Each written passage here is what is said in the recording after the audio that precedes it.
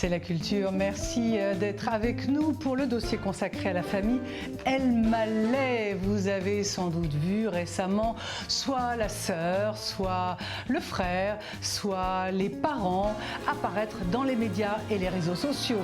Gad Elmaleh parce qu'il sort un film étonnant, doux, sincère, original sur son cheminement vers la Vierge Marie. Judith, la sœur, parce qu'elle sort un livre sur leur grand-mère, Mimi Simcha. C'est titré Une reine aux éditions Robert Laffont. C'est un livre simple, extrêmement touchant, parce que l'histoire parle à toutes celles qui ont eu une grand-mère en Afrique du Nord. Les El Maleh donc, le fils, la fille, le père, la mère et le Saint-Esprit.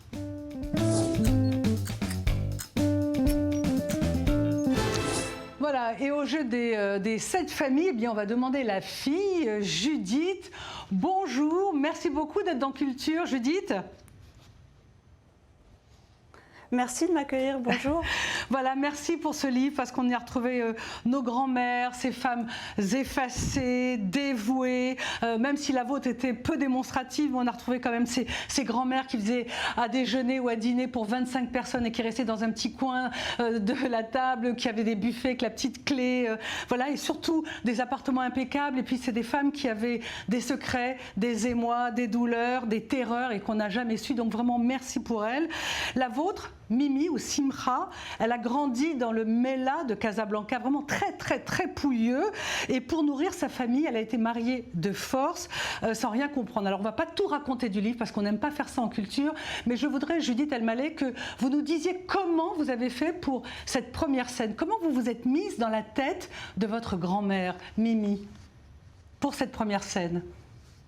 Écoutez, je me suis mis dans la peau d'une femme, d'une fille, d'une jeune femme de 14 ans et j'ai essayé de ressentir au plus profond de moi ce que pouvait ressentir une jeune fille à cette époque-là, c'est-à-dire ignorante, qui n'avait aucune information sur rien, même pas sur son corps, sur le corps d'un homme, et qui un jour est amenée à une fête dont on ne lui dit rien, mais qui est heureuse en même temps d'aller à cette fête parce qu'on lui a apporté beaucoup d'attention contrairement à son habitude. On l'a habillée, on l'a lavée, on l'a maquillée, on l'a coiffée. Elle se sent belle, elle se sent le centre de l'attention. Et puis elle arrive finalement à une fête où elle demande à sa maman, une fois que la fête touche à sa fin, de rentrer à la maison, et on lui annonce que non, elle ne peut pas rentrer à la maison. Et en fait, elle a été mariée sans le savoir. Ce mariage se passait autour d'elle, mais elle ne le savait pas. Et elle avait 14 ans. Et en fait, elle avait 14 ans. Et en fait, je ne pense pas qu'il y ait eu de la part ni de sa famille, ni de ses parents, ni du côté de mon grand-père, une malice. C'était comme ça, il n'y avait ni psy, ni Freud, ni rien. On y allait, c'était comme ça. On devait marier sa fille parce qu'on n'avait pas les moyens de subsistance. On devait épouser une femme pour avoir une descendance, et on y allait. Ouais. Et on se disait, avec le temps, ça va passer. Alors vous et avec le temps, les choses se sont restées secrètes finalement. Alors on va en parler justement. Alors donc vous décidez, Judith El Maleh, de partir voir votre grand-mère pour comprendre quelque chose, parce que ce livre, voilà, une reine, mais en parallèle sa vie à elle, effacée, soumise, celle de Simcha, et la vôtre, celle d'une femme moderne, de la famille El Maleh, donc vraiment la famille El Maleh, on la connaît vraiment, une femme qui est aussi pas sûre d'elle par moments dans le livre, hein, qu'elle est empêtrée dans ses complexes, dans des galères matérielles. Elle a 2 enfants, vous avez 2 enfants de 2 pères différents, divorcés 2 fois. Et alors ce qui est étonnant, c'est que dans le livre, on l'entend cette phrase, vous l'écrivez souvent, c'est votre grand-mère qui vous dit ça: si tu n'es pas heureuse, tu t'en vas. Si tu n'es pas heureuse, tu t'en vas. Mais c'est un prix très cher à payer, je trouve, qu'on soit au XXe siècle ou encore aujourd'hui au XXIe siècle. En fait, cette phrase, elle m'a autant donné de la liberté qu'elle m'a aussi obligée à à être décente par rapport à toute la liberté dont je disposais par rapport à ma grand-mère. J'avais le devoir de bien utiliser cette liberté, j'avais le devoir d'être en accord avec la vie que je vivais, contrairement à ma grand-mère qui l'a subi et qui n'avait pas le choix. Moi j'ai eu le choix et ma grand-mère a bien pointé ça. C'était très étonnant de sa part quand je me suis mariée la première fois. Elle m'a dit attention, Mazal Tov déjà, mais si tu n'es pas heureuse, tu t'en vas. Et cette phrase m'a habité tout au long de ma vie, comme un don de liberté de la part d'une femme qui n'a pas été libre, mais aussi comme un devoir de bien faire attention à être en accord avec soi-même et à agir en tant que femme libre. Tout le temps. Parce que si tu n'es pas heureuse, tu t'en vas, on ne sait pas, elle n'est pas partie et on ne sait pas si elle a été heureuse ou pas. Il y a un moment où vous dites, bon voilà, son mari est venu à nuit, elle a compris qu'elle a été aimée, mais enfin, elle n'était pas particulièrement heureuse, on ne savait pas. Non, elle n'était pas particulièrement heureuse pour plusieurs raisons. Déjà, on ne lui a jamais demandé son avis pour épouser mon grand-père qui avait 25 ans de plus que lui et qui était déjà marié. Et aussi une chose, c'est qu'elle n'a pas été la favorite de mon grand-père. Je remets un peu le contexte, c'est que mon grand-père avait épousé une première épouse et celle-ci ne pouvant pas avoir d'enfant, il a été autorisé, avec une espèce de dérogation rabbinique, à épouser ma grand-mère pour avoir des enfants. Donc ma grand-mère est sa seconde épouse. Et ce qui a été difficile pour elle, je pense, c'est le fait qu'elle était la seconde épouse, plus jeune, plus belle que la première, mais elle n'a jamais été la favorite. Mon grand-père a profondément aimé la première. Il lui est resté fidèle sentimentalement et s'il a épousé ma grand-mère, c'est pour avoir des enfants, c'est pour avoir une descendance. Donc c'est difficile d'être épanouie dans un contexte pareil. Bon, vous avez tout dit. Nous, on ne voulait pas dévoiler le cœur du livre, mais c'est très bien que vous l'ayez dit. Oui. Non, mais c'est pas grave, hein, vous avez le droit, c'est votre livre, c'est votre histoire. En fait, c'est aussi... Oui, merci, mais je pense que c'est aussi ça qui fait la dureté de ce mariage nécessaire. Et en même temps, pour quelqu'un comme moi, s'il n'y avait pas eu lieu ce mariage, eh ben, j'aurais pas été là. Donc c'est un peu complexe comme situation, mais c'était cette époque-là, et il faut remettre cette situation dans l'époque où il vivait. Tout à fait. Judith Elmaleh, on aime beaucoup dans votre livre aussi la description de la vie à Casa à cette époque, ça nous a fait rire. Les cassettes VHS qu'on envoie de Paris, les vêtements arabes, parce que vraiment cette famille vit à l'arabe, quoi. La nourriture abondante et surtout... Totalement. L'Archouma, la honte, qui à mon avis sous-tend, le livre sous-tend la vie de toutes ces femmes, bon les hommes aussi, mais beaucoup de femmes. Comment on se libère de l'Archouma à votre âge ou à son âge ? C'est très difficile parce que dans l'Archouma, il y a évidemment, j'ai honte de tout, j'ai honte, surtout quand on sort, on a honte d'être mal habillé, on a honte d'être mal coiffé, on a honte de ce que vont dire les gens, etc. Donc ça nous bloque beaucoup. Mais dans l'Archouma, il y a aussi quelque chose de positif, c'est qu'on se tient, c'est qu'on veut bien se tenir pour les autres, on veut respecter l'autre, on ne se laisse jamais aller, on est respectable. Donc, c'est un peu de naviguer entre l'extrême qui est l'Archouma où on a peur de tout et finalement on n'est pas libre, et aussi l'Archouma qui nous fait s'astreindre à une certaine éducation, à une certaine tenue. Et c'est ça que je voudrais garder de ma grand-mère, pas toute l'Archouma, mais une petite partie qui donne toujours une espèce de tenue, des bonnes valeurs pour se tenir en société. Et d'ailleurs, dans le livre, à un moment donné, vers la fin, vous décidez de la sortir, parce qu'elle a quasiment jamais mis les pieds dehors. Et là, elle dit « Ah non, ça se fait pas ».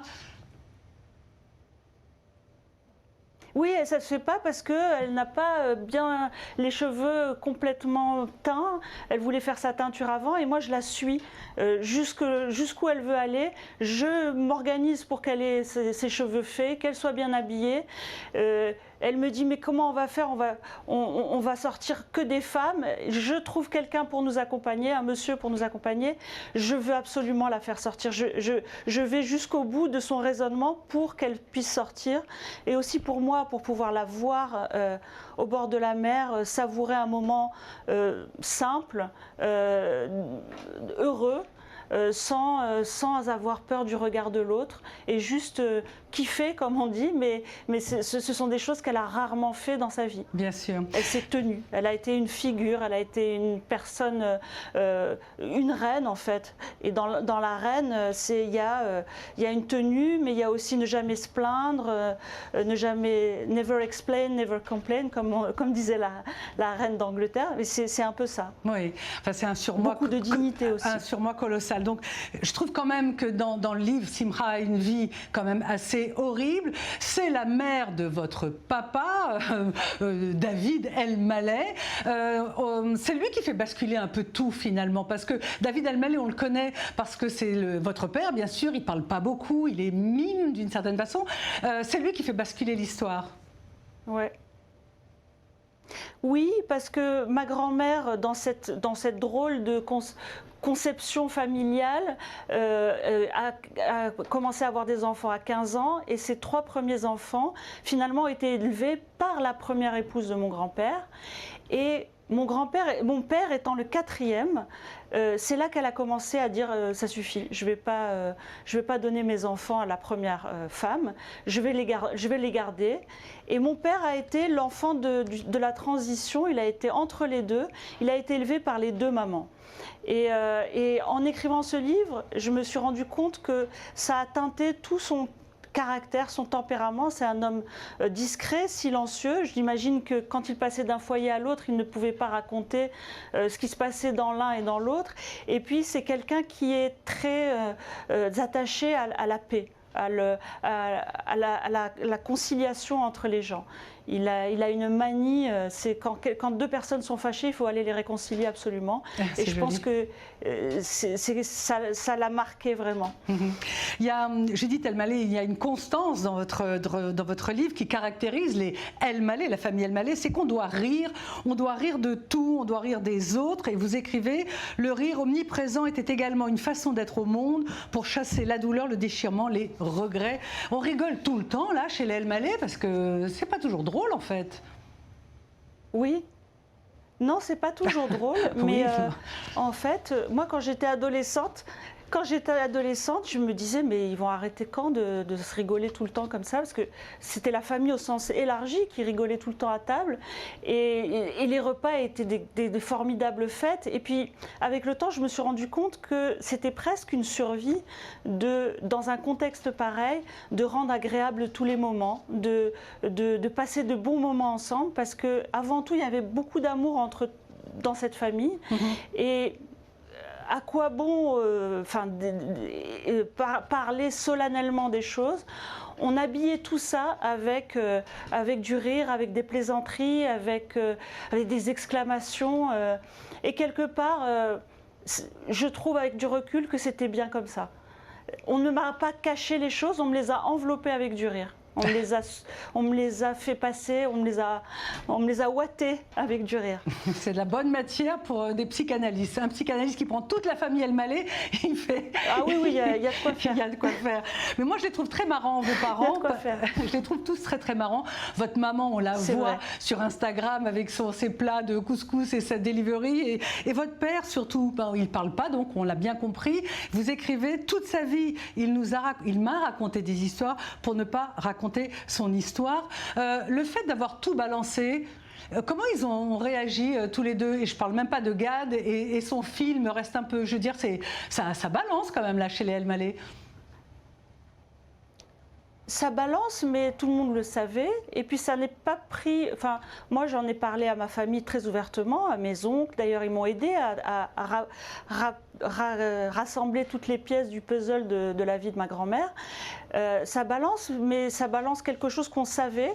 En fait, ça confirme. Plus que ça balance, ça confirme quelque chose qu'on savait mais dont on ne parlait pas. Et pour vous donner une idée, mon père a lu le livre, il m'a dit bah, c'est super, c'est très sympa. C'est voilà. tout. Il m'a juste dit ça et pour moi ça suffisait. Oui. Il a aimé le livre et moi, ça me suffisait.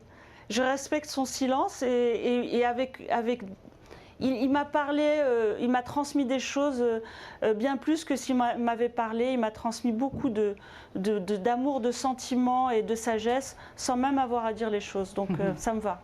Mais quand vous étiez petite à table, quel souvenir aviez-vous de cette table? Il y avait donc cette fameuse deuxième femme, votre grand-mère, les gens. Comment c'était?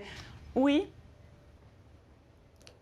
Écoutez, c'était des repas somptueux, pantagruéliques, avec beaucoup d'animation autour, des enfants de tous âges, avec toute la pagaille que ça implique.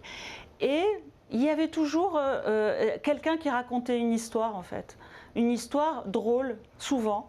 Et mon grand-père était un homme drôle et je pense que ça vient aussi beaucoup de là. Mon grand-père, qu'on voit là sur la photo, c'était quelqu'un qui se donnait comme devoir d'aller faire le clown dans les fêtes, les mariages, les bar mitzvahs, etc. Pourtant, il avait un travail, hein, il gagnait sa vie, etc. Mais pour lui, c'était sérieux, c'était quelque chose de sérieux. Et quand quelqu'un racontait une blague à table, il l'écoutait très consciencieusement, et si elle était mal racontée, il nous la faisait refaire. C'était quelque chose d'important pour lui, le rire. Mais vous, Judith, qu'est-ce qui a déclenché l'envie d'écrire ce livre finalement? Est-ce que c'est votre deuxième divorce? Enfin, je ne veux pas déballer votre vie privée, mais vous l'écrivez, mais pourquoi subitement? Non. Voilà. Pourquoi? Parce que je pense que je suis arrivée à un stade de ma vie où je suis exactement entre deux générations, entre mes parents et mes enfants. Et donc mes grands-parents un peu plus haut, et j'ai l'impression qu'on m'a donné une espèce de valise avec beaucoup d'histoires dedans, et qu'il fallait que je fasse le tri pour la transmettre à mes enfants. C'est pour mes enfants et les enfants de la famille au sens large que j'ai voulu faire ça. C'est pour mettre un peu d'ordre dans cette histoire, pour la déballer dans le sens, on va ouvrir l'emballage et on va voir que c'est pas non plus si dramatique. On peut vivre avec ça, on peut vivre dans l'amour avec ça, et puis aussi, très important, au-delà de transmettre à mes enfants, c'est aussi de mettre en lumière ma grand-mère, qui n'a jamais été, et parce que pour moi, c'était une femme, bizarrement, elle ne savait ni lire ni écrire, mais pour moi c'était une vraie femme, une vraie intellectuelle, dans le sens où elle avait un raisonnement et elle a raisonné pour nous transmettre des choses qu'on allait emporter avec nous. Elle nous a jamais délivré des messages banals ou superficiels. C'était toujours fort, c'était toujours réfléchi, et donc non seulement je veux la mettre en lumière parce qu'elle le mérite, et parce que toutes ces grand-mères et ces femmes, comme vous le disiez, qui ont été un peu soumises, sacrifiées, qui ne sont jamais plaintes, méritent cette lumière, sont des reines qu'on avait dans notre famille tous, souvent ces femmes-là, et aussi pour pouvoir transmettre ces valeurs-là à mes enfants. Et pour transmettre ces valeurs-là, j'avais besoin de les décortiquer, de les comprendre, de les digérer pour leur transmettre. Vous savez, à la lecture de votre livre, on comprend que ce n'est pas qu'une histoire de bigamie, même si c'était toléré chez les Juifs et si ça a été interdit assez rapidement quand même. C'est aussi une histoire d'amour, je trouve, une histoire d'amour et de soumission. Et c'est ça qui transparaît du livre. Absolument.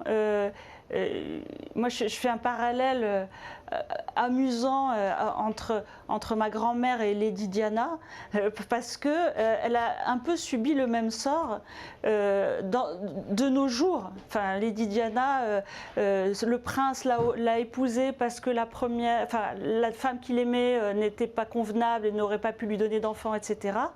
Il y a encore des histoires comme ça. Il y a encore des histoires où des femmes sont sacrifiées, et même la vie de certains hommes, parce que mon grand-père n'était pas heureux dans cette configuration. C'était pas un mariage de plaisir, c'était un mariage de nécessité. Et donc, au nom de la descendance dont je fais partie, et je suis bien contente d'être là, il y a eu beaucoup de sacrifices. Et dans ce cas précis, c'est un sacrifice des 3 personnes. La première, finalement, a dû céder en quelque sorte son mari. Mon grand-père était écartelé entre 2 femmes, l'une jeune et l'autre plus mûre qu'il aimait, et ma grand-mère qui, je pense, a subi le plus cette situation. Dites, vous aimez beaucoup les royautés chez les El Maleh. Est-ce que c'est typiquement marocain ou c'est juste votre famille? Parce que entre la cour d'Angleterre et la cour de Monaco... J'y avais pas pensé comme ça, mais, mais c'était un élément de comparaison, on va dire. Oui, c'est vrai. Ça fait rêver. Je n'avais pas pensé comme ça. Mais parce que vous avez un roi au Maroc, peut-être que c'est... Mais moi, c'est une reine. Moi, j'ai volontairement dit une reine parce que c'est une reine comme une autre. C'est une reine domestique, entre guillemets. C'est une reine d'un foyer, une reine d'une famille. Il y en a beaucoup des reines comme elle. Et c'est pour mettre en avant ces femmes-là. Tout à fait. Une réaction, Judith El Maleh, sur le film de votre frère reste un peu, parce que d'abord, il fait parler beaucoup, aussi comme votre livre, mais parce que vous y avez 2 scènes qui sont extrêmement drôles. Pourquoi vous avez accepté de tourner ces scènes-là? Est-ce que c'est vous qui avez imaginé ce qui était dit? Oui. Avec Gad, en fait, dans un premier temps, il y avait une situation, un dialogue qui était plutôt fictif et qui ne correspondait pas à ce que j'étais ou ce que j'aurais pu lui répondre. Et comme je jouais mon propre rôle, on a travaillé ensemble sur ce que dans la vie j'aurais pu lui dire. Évidemment, écrit, scripté, etc. Mais c'est ce que j'aurais pu lui dire si cette histoire s'était déroulée dans la vie. J'aurais pu lui dire ça. Même dans les situations, par exemple, il était écrit dans le scénario qu'il venait chez moi et je lui faisais à manger. Je lui dis, mais jamais tu viens chez moi et je te fais à manger. Il me dit, ah oui, c'est vrai. Je lui dis, bien, on fait les choses comme on les vit. Et en fait, ça a donné un dialogue authentique qui aurait pu se produire dans notre vraie vie. Et donc vous lui dites quoi à Gad, enfin dans le personnage de Gad dans le film, sur sa crise de la cinquantaine? En fait, je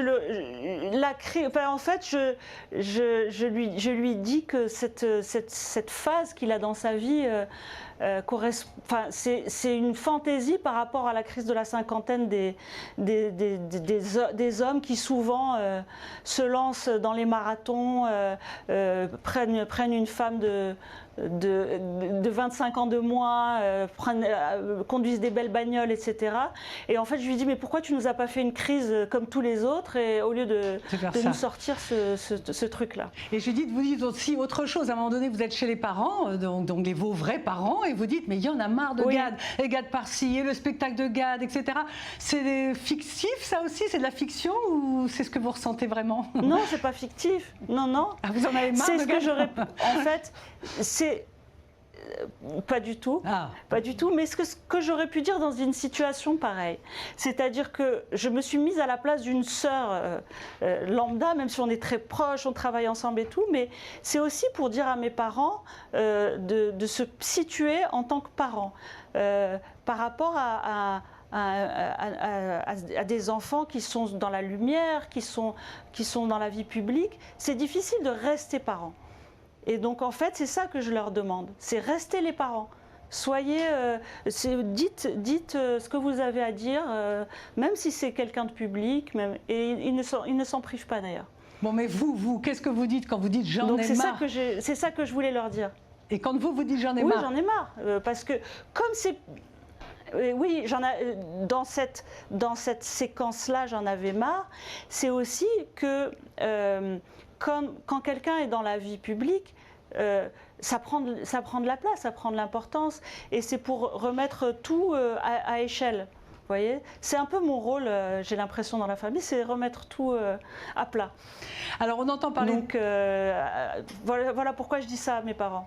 On entend parler de vous, Judith, on entend parler de Gad, de votre papa, de votre maman, et dans la famille El Maleh, on demande Arié. Il n'est pas là, lui. Pourquoi ? Arié, il est toujours là, mais il n'est pas dans le film, mais il est toujours là. Il a sa carrière de comédien, de réalisateur. Voilà, on se voit tout le temps. Il a lu le livre, il a vu le film. Il m'a beaucoup aidé d'ailleurs dans la rédaction du livre parce qu'il a beaucoup été voir ma grand-mère à la fin de sa vie. Si vous voulez, Gad la voyait quand il était petit, il la faisait rire quand il était petit, et Harriet, c'était plutôt vers la fin de sa vie où il allait très régulièrement la voir. C'était un des rares qui allait la voir et qui passait beaucoup de temps avec elle. Pardon. Et pour conclure, Judith Elmaleh, lorsque vous êtes retournée voir Simcha, les moments que vous avez passés avec elle, qu'est-ce que vous avez retenu de ce qu'elle vous a donné? Est-ce qu'elle vous a montré, je ne sais pas, parce que vous parlez beaucoup de repas, vous parlez beaucoup de moments que vous avez passés, et elle avait l'air d'être quand même un peu revêche, un peu dure. Elle était dure, parce qu'il fallait se tenir, parce qu'elle ne pouvait pas se laisser aller au sentiment, c'était pas son tempérament et c'était pas sa vie. Je pense que c'est une femme, si on analyse un peu psychologiquement, qui avait certainement peur de s'attacher trop, elle n'avait pas sa place, elle l'a eu après, à la fin de sa vie, mais je pense qu'elle a pu souffrir de craindre de ne pas être aimée. Mais donc elle avait cette tenue, cette distance, mais ça ne nous empêchait pas, ses enfants qui m'ont beaucoup dit ça, mes tantes, comme ses petits-enfants, de l'aimer énormément. On avait énormément d'amour pour elle, même si c'était pas la grand-mère gâteau qui nous prenait beaucoup dans les bras, etc. On avait beaucoup d'amour pour elle. Mais c'est ce que j'allais vous demander. Est-ce qu'il y avait il y avait de l'amour, est-ce qu'il y avait des preuves d'amour, pour dire une banalité? Pour moi, les preuves d'amour, c'est de prononcer les phrases qu'elle a dites, en me donnant beaucoup de liberté et de sagesse. Les preuves d'amour, c'était de nous recevoir chez elle, de nous servir à manger. Tout ça, c'était d'immenses preuves d'amour. D'immenses preuves d'amour. Et son écoute aussi, elle détectait les gens de manière très fine. Elle savait exactement les tempéraments de chacun et elle savait renvoyer à chacun ses forces et ses faiblesses. Judith Elmaleh, Simcha est enterrée à Casa, au Maroc. Est-ce que le livre est déjà sorti là-bas? Est-ce que vous avez des échos du public? Oui, absolument. Oui, il est sorti au Maroc. J'ai beaucoup de témoignages de gens du Maroc, qui soient juifs, musulmans, qui ont connu des familles qui ont vécu ça, ou qui font partie eux-mêmes d'une famille qui a vécu ce genre de situation. Mais au-delà de la situation, j'ai beaucoup de témoignages de « ma grand-mère me manque, je vais aller lui parler ». Vous avez raison, c'est bien de discuter, de connaître son histoire, etc. Beaucoup de témoignages de nostalgie par rapport à sa grand-mère. Eh bien, écoutez, merci beaucoup Judith Elmaleh pour ce livre, donc Une reine aux éditions Robert Laffont. Merci. Merci à vous, merci beaucoup.